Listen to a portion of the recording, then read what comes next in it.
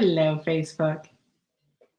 Good evening, everyone. It is Suzanne Hart here. We will be getting the broadcast started in just a moment to give people an opportunity to join us. If you missed last week's live, it was absolutely fantastic. So we're gonna attempt to top that tonight, or at least be on par. But thank you, Mr. Brent Simpson, for rocking the house and sharing on networking up. So today we are going to be talking about the rise from the fall. Yes, this is about an emotional mastery conversation. So I am very, very excited. So as you join, whether you're joining as a recording or you're joining live, what I'm going to ask you to do is let us know who you are, where you're joining us from, and what you do, and what brought you out tonight. Put that in the comment section. And the reason we do that is so that as people join, whether they're joining tonight or whether they're joining at a later date, they can go through the comment section and they can actually begin to network themselves. Because this is social media, this is a social opportunity, and you never know who might be looking for this product or service that you have. And the only way they're going to know that you're available and you have something to offer is if you allow them to know what you do. So please actually put that in the comments. I see a few people joining. I see Cindy joining. Hello, Miss Cindy. And the other thing I'm going to ask you to do is I'm going to ask you to bless a life. And we say here, knowledge is power. Napoleon Hill student, right? Knowledge is power. But now knowledge only power, one, is if you use it in an organized and sequential manner. And also, it's way more powerful when you share it, right? Knowledge kept to ourselves does not get to grow and expand. So we're going to ask you to bless a life. So this is how you do it. The conversation today is the rise from the fall. This is when you fall down and you are in the process of getting back up. It's about what you choose to pick up as you get back up. Hello, Cindy. And so what we're asking you to do is, if you know someone who is going through a challenging time, this live is for them. If you know someone who's up to big things, because when you're up to big things, there's usually a massive fall before, because that is the opportunity for you to learn, grow, expand, and become more. So if that is you, then what I want you to do, or if that's a friend, pass this on. So share it on someone's timeline. But what I'm going to ask you to do is definitely bless at least one life. I'd love you to bless 5, because we want to pass on this information to those individuals who are up to big things. So let's get this started. Now, the conversation today is it's an emotional mastery conversation. And what I mean by that is, oftentimes when we have a challenge, and today we're talking about failure, when we perceive that we have failed, it brings up some emotions in us, right? Anxiety, the word's going to come out: anxiety, fear, anger, frustration, loss. A whole bunch of emotions come up, right? And then a whole bunch of meanings about who we are and what we're capable of also accompany that. And when we're talking about emotional mastery, is we're talking about what you do with that when it comes up, right? What do you do with it? How do you move past it? How do you keep moving? So we're going to break this down, but I got to tell you, in preparation, of course, we always do a quiz. So we put a quiz in the Fit, Fab, and Fulfill group. And if you're not a member, you want to definitely join, because there's lots of goodies, there's lots of information in that group. Our guests always give us a gift, and the gift is located in the group, and they're always fantastic. So here we are, and we did this quiz. And the quiz was, when you fail, what happens? What do you do? And so the first question was, I assess the situation and I learn from it. And that was the most popular answer. Most people assess the situation and they learn. The next one was, I dig in and I keep going. And I thought this was interesting, because how many of you just dig in and keep going? Now that's great in some ways, in that you're still moving. But the challenge with digging in is you're usually digging in, going in the same direction and doing the same thing that created the failure in the first place. So digging in, the movement is good, but sometimes movement is not always productive. It's just busy, and it creates more frustration, right? So if you keep having the same failure over and over and over again, chances are you've dug in and now you're digging a hole, and you got to dig yourself out. And it really is to possibly stop and assess the situation as the number one answer was, and then learn from it, course correct, and move, right? The third thing was a loss of power. And a number of people said they experience a loss of power. And a loss of power is really when we find out that we don't know what we don't know, or we don't know the things that we thought we know, or our best laid plan is not working. And there's often a loss of power, right? And that's normal. But the question we're going to talk about tonight is, how do you reclaim that power? How do you get it back? Hi, Sue. How are you? Welcome, right? How do you get it back when you've lost power? Then the other one was, I just get discouraged and I give up, right? And oftentimes those are the people who demand perfection of themselves. They think that failure is something catastrophic. They think that failure is that they've done something wrong. They think that failure is that they are a failure. And there's a distinction, right? I am not my present circumstances, neither are you.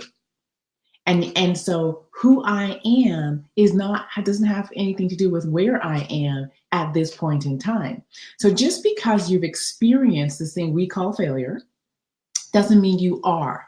So when I am failure, that's when it becomes problematic. But when you say, this didn't work out the way I expected it to, then you're less likely to just get discouraged, throw your hands up, and give up. And the last question is, I see failure as opportunity.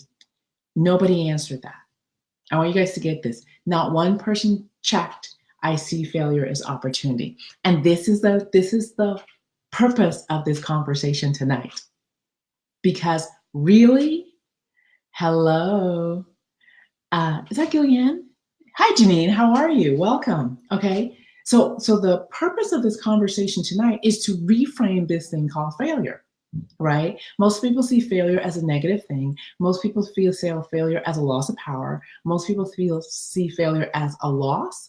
Sometimes they see it as it reflects badly on who they are. And I want you to consider that, I love words because the information, the data, the definition we put to words will determine whether we get stuck, we move forward, or we move backwards. So we're going to redefine failure today. And what would happen, and put a comment in the comment section if you think this would be cool. What would happen if you just redefine failure from here on in? And failure was no longer a bad thing. Failure was no longer something that had you lose power. But failure was something you looked at as an opportunity. And that's how I reframed it. Failure to me is an opportunity. It's an opportunity to learn. It's an opportunity to grow. It's an opportunity to expand. It's an opportunity to become more, right? It's an opportunity to examine the data, learn from it, and course correct. Now, what would happen, and you can put a word in there, how would you feel? What would it do for you if you just redefined failure as this massive opportunity that's just been put before you? Right? What would happen? It would really shift it. So for me, that's the first thing. And what was surprising was no one saw it as an opportunity when we clicked it. And it was right there. And I thought, okay, someone's going to check this because why would I say it? But no one actually saw it as an opportunity. So the first thing we're going to say is that failure is an opportunity. Now, I want you guys to get what I'm doing because this is a mindset mastery moment. This is a mindset mastery live call, show, whatever you'd like to call us, right? And this is the thing, right? Once you reframe failure as an opportunity, you've shifted your mind's conversation about it, right? And so a lot of mastery and a lot of emotional mastery and mindset mastery is really just changing how we relate to something. So the first thing I want to do before we even start this conversation is to begin it from a place where failure is seen as this great opportunity, right? So I want to just see what people are saying. Did anybody give me a comment? I see Cindy's watching. I see lots of people watching. Okay, what's going on here? So what do we got? No. My phone's playing with me. It's not giving me much. Okay, so we'll just keep it moving. All right, so that's the first thing. We're going to redefine it. Now I want to give you a way to move past it. Would that be helpful? So what do we got in terms of comments? Would that be helpful? Right? So this is how I have learned to move past this thing called failure. First of all, is to celebrate it, right? And the reason you celebrate it is if you had taken no action and nothing in your life is changing, then you're truly kind of failing, right? Life is going to become stagnant. But if you're in action and you are driving forward, there's no failure in that, right, Cindy? Redefining failure. There's no failure in that. The only thing that's being presented to you is opportunity to learn from your actions. So that's the first thing. Okay.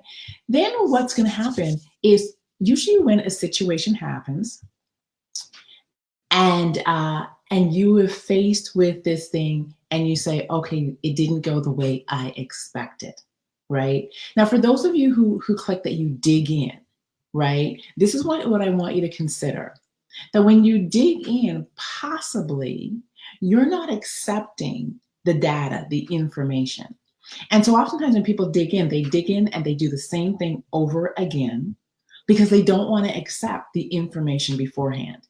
So the first thing about dealing with failure for me is really taking a look at the inventory, the data, and sitting in this thing called acceptance. And if you work with me, you'll realize that one of the mindset mastery is probably it's mindset mastery principle number 2 is to accept, right?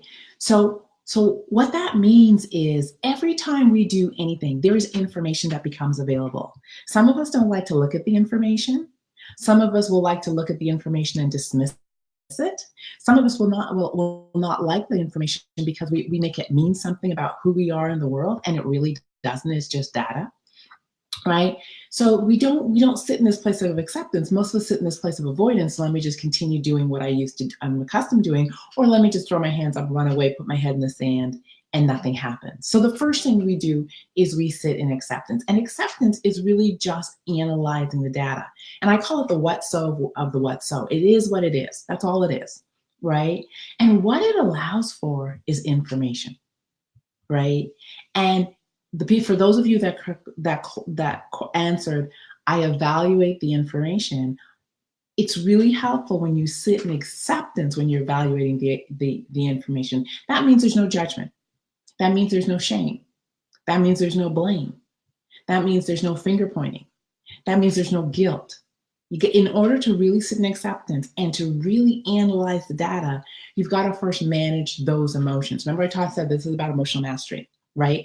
And they are going to come up at times. Depending on what failure looks like and the importance you place on whatever you're doing, those emotions are going to come up. And what you want to do is you want to remind yourself, okay, you know what? These are just emotions, and I don't have to accept them as what is in the next step.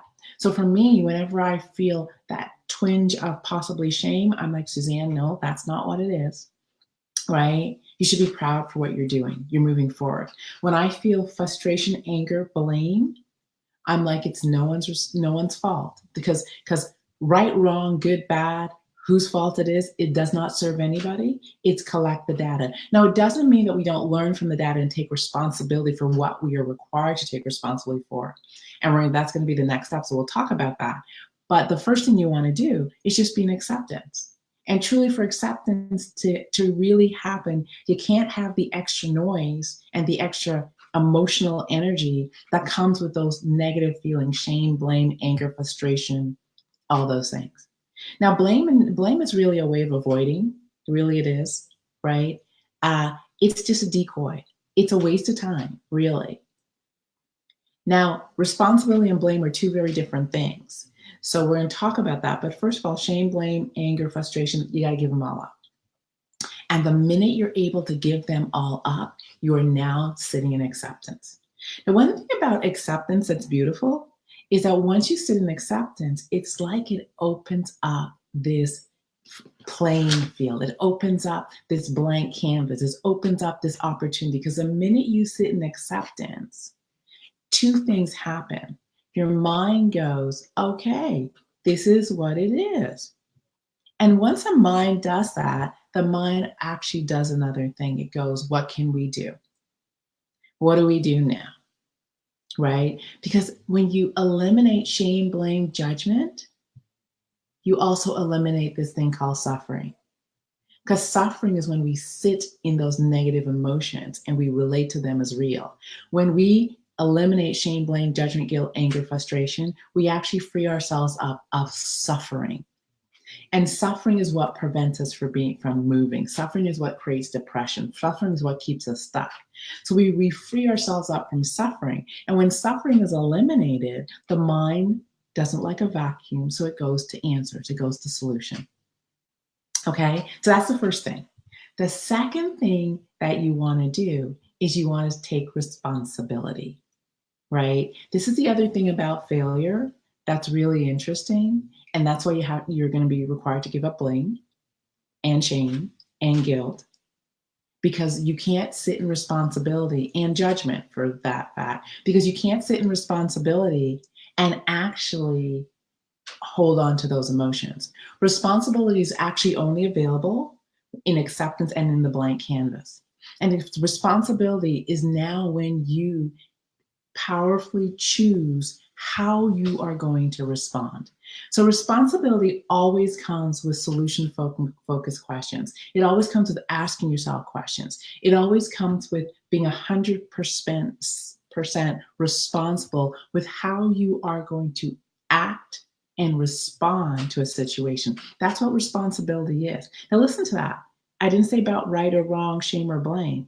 I said responsibility is about choosing your response given the data in front of you, right? Now your response may be, ooh, I need to do that differently because this occurred because I didn't do A, B, and C. That's responsibility. That's not shame, blame. That's looking at the data and saying, this is how I respond. And if you guys get the distinction, one is free of suffering and it's very solution focused. And one is suffering and poor me or very emotionally charged. One is in attachment, and attachment means I'm so attached to the outcome that I can't manage my emotions. The other sits in a place of commitment where I'm so committed to where I'm going that I'm really willing to evaluate the data and respond appropriately so I can keep myself moving. So let me see what people are getting. I love this. Sue's saying, what if you want to see failure as opportunity, but you still allowed negative thoughts to creep in? I love this. Great question. So let me address that. So when I talked about acceptance, right? Acceptance is really interesting because for acceptance to really work, you have to actually face your negative thoughts, right? So for me, what it is actually looking at them, right? So, and I'll just be really candid. My first go-to is shame and blame.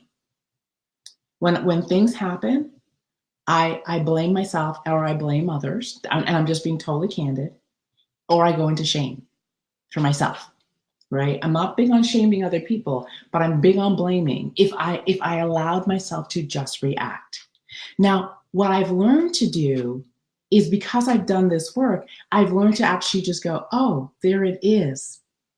I want to blame someone. I want to blame myself. I want to sit in shame. And the first thing, Sue, to answer your question, to actually moving is to actually accept that that's what you want to do. Because what we resist persists. What we resist will keep coming at us. What we accept actually dissipates, right? So if you're able to say, you know what, oh my gosh, my tendency is to want to blame. And I can watch myself. I can watch my mind racing. And in my mind, I'm having a conversation about whose fault it is. And when I catch myself, I have to start laughing because it's so present. But it's so my humanity. It's so the little girl in me. It's so my conditioning. I can just watch it and go, wow, look at it happening. But this is the interesting thing. I choose not to act on it. I choose to take responsibility for it. And the minute I choose not to act and I choose to respond differently, I am now in responsibility. I've interrupted the pattern. Now, do you have to keep going back to it? Yes, absolutely. Because I can stop it and then lose focus and then feel it running in the background. And I'm having a full-blown conversation about whose fault it is in my head. Then I've got to stop it again. And then there comes a point where I'm actually managing my emotions and I'm in full responsibility. Now, how it really happens is through action for me. So as I'm going through this, what I'm really going to do is I'm going to step into solution. I'm going to start asking myself great questions. So what can I do differently? What can we do differently? What did we miss? What are we supposed to learn? Where am I supposed to grow? I start asking myself different questions. And the minute I start asking myself different questions, it takes away the power from shame, blame, regret, guilt, all that stuff, because I am now in responsibility. And remember, responsibility can't exist with shame, blame, and guilt. Did that answer, Sue? I hope that serves you. Okay. Great question. So once I'm in this place and I'm in responsibility, I'm asking myself great questions. What it actually also does, and why suffering goes away, is because I'm no longer sitting in victim mode. Because even if I'm blaming someone, I'm still the victim. Even if I'm blaming myself, I'm still the victim. Even if I'm shaming myself, I'm still the victim.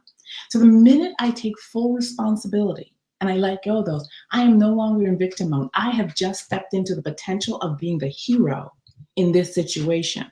Because now I've stepped into learn, growth, expansion, more, because I am in full solution.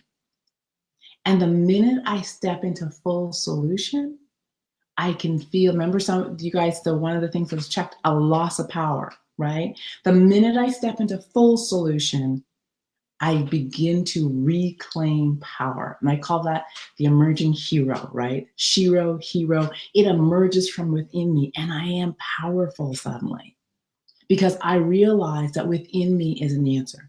Now, this is why failure is an opportunity. And I really want you guys to get this.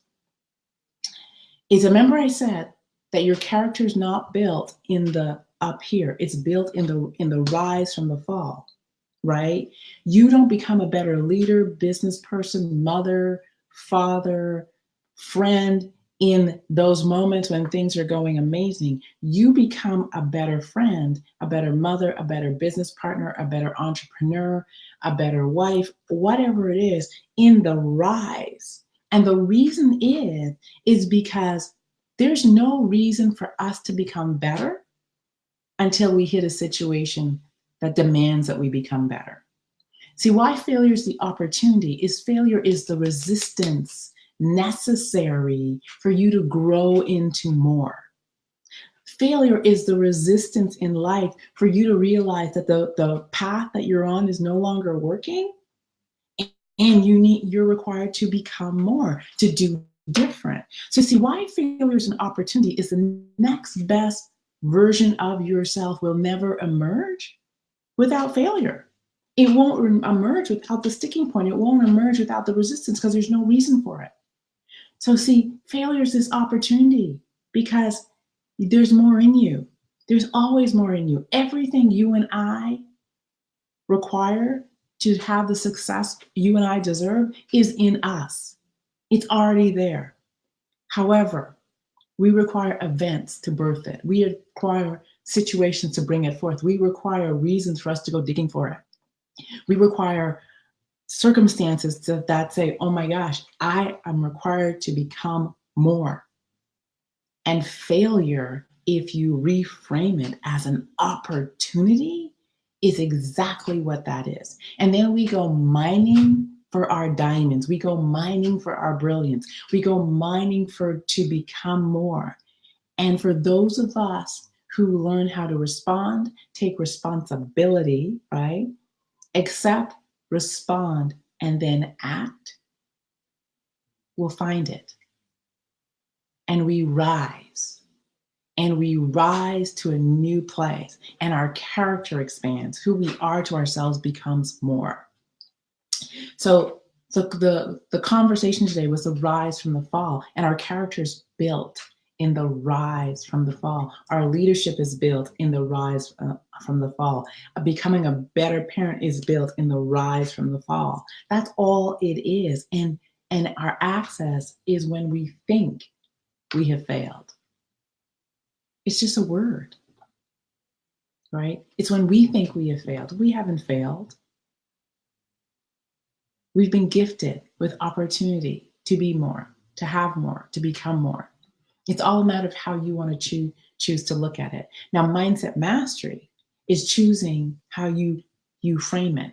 Mindset mastery is your ability to reframe it so it empowers you and serves you, right? Emotional mastery is when you're able to look at your emotions and say, I'm going to shift this. All right. So let me see what's happening out there. Crystal Carter, welcome. She is a business support specialist. Oh, I love it. Thank you. Welcome. Sue, I hope we answered your question. Let's keep going. What else do we have? I got Cindy saying acceptance, manage your emotions, analyze the data. Suffering is sitting in that negative emotion. Absolutely. And Sue's like, me too, shame and blame. It is so common, right? And then we move. And then we move. So this is what I'm going to ask you. So one of the things I am going to be doing is I'm going to be giving people an opportunity to not just do a live and type, but an opportunity to actually be in conversation with me. We've been talking about this for the past few weeks. And what we're going to be doing is we're going to be inviting people to join a Leading with Character book study. Now, what's the Leading with Character book study? Well, my book that I wrote a number of years ago, I'm trying to remember when, it's called Leading with Character, and it's mastering the habits of highly successful business leaders, right? And the book really looks at habits. Now, a lot of what I talked about today are the habits that are outlined in the book. Now, what I'm inviting people to do is to embark on 4 weeks, starting in September, 4-week conversation around these habits and how do you use them in a really clear way. So what's that mean in a really clear way? Oftentimes, as you say, let's use the word failure. We're talking a lot about failure tonight. And we act on words habitually because of how we define them, right? So if you define failure as this bad thing, you're always going to see it as this bad thing, right? So once you start to redefine words, your behaviors will line up with the new definition. So part of this book study is really beginning to look at words that we commonly use, redefine them, write new stories, write new definitions, create new behaviors around them so that they empower, inspire us, and have us moving in the direction we want to go. The book study is 4 weeks. It is complimentary. And why? Because one is I just love to do this work. And 2 is I want to get into a conversation with a select group of people. Now, this is for you if you are someone who is excited about the next level in your life. This is for you if you are feeling like you've plateaued, but you want to take 100% responsibility for your growth. And you know you haven't failed. Just like I said tonight, you're just getting ready for the next best version of you and you need some guidance because we all do. This is for you if you're so jazzed about how you want to finish the year that you want that competitive edge, right? Because mindset, in my opinion, is the hidden jewel that defines those who have massive success from those who don't. It is the one thing that will unstick you. So if this is for you, you want to put mastermind in the comment section. What you'll get is you'll get a free gift. You'll get an opportunity to register. And the free gift is really cool because you're going to learn about the habits that my mentors have. And one of the things I realized is all my mentors have the same habits. That's a clue. All of them have the same habits. So you're going to learn about that. You're going to get scored. You're going to get to evaluate your own habits and move forward. So type in mastermind and it'll activate that process. The book study will start in September, right? So we've got August to begin to talk about it. Invite friends because really why? Because you want to have a buddy or two to go on this journey with. You want to have a buddy or two that holds you accountable to the process. You want to have a buddy or two who you can get into further discussion with, right? And it's going to be 4 weeks. It's going to be powerful. It's going to be life-changing, but it really is for those who are ready for change, those who so want more. those who are looking for answers. That's who it's for. I'm so excited to be doing this with you. Each session is an hour. It's an open call. And if you've ever worked with me, I never mute my lines. So we jazz, we rap, we have conversations, and people have transformations on the spot because they have ahas. Right? So I'm excited to bring this to you. So what you want to do is type mastermind in the comment section, share it, invite people, tell them type mastermind in the comment section, and it'll activate a process that will get you totally involved. While you're waiting for the book study to begin, we're gonna send you some nice little gifts that will allow you to get this conversation going. So the first one you're going to get is what happens when you press mastermind. So I'm so excited to serve you today, and I'm so excited to serve you during this 4-week book study. Leading with Character book study is going to be so good. Have a blessed week. I will be back here next Thursday with a very special guest. This is a social media strategist. She does my social media. She has schooled me, taught me, even made social media fun.